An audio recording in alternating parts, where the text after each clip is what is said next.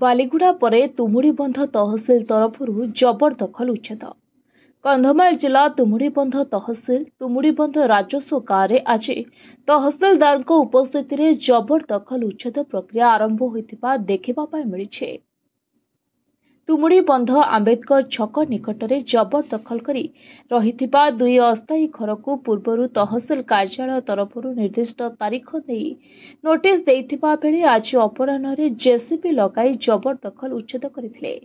उच्छेद समय स्थानीय तहसिलदार दलगोविंद साहू, कटगड़ तहसिलदार भोलानाथ माझी, आरआई शुभेन्दु साहू और स्थानीय पुलिस उपस्थित रही उच्छेद करथिबा देखिबा पाई मिली।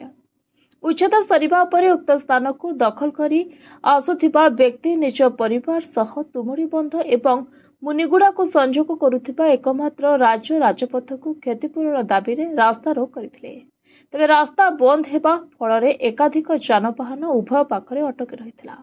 यार खबर पाई स्थानीय पुलिस घटनास्थल में पहुंची बुझासुझा करबा परे गाड़ी चलाचल स्वाभाविक होइथिला। तबे पूर्वरु बालीगुड़ा तहसिल पक्षरु मध्य जबरदखल उच्छेद करथिबा देखिबा पाई मिली। कंधमाल जिला बालीगुड़ा उपखंडरू Rohan Kumar Nandan report, voice of Odisha live.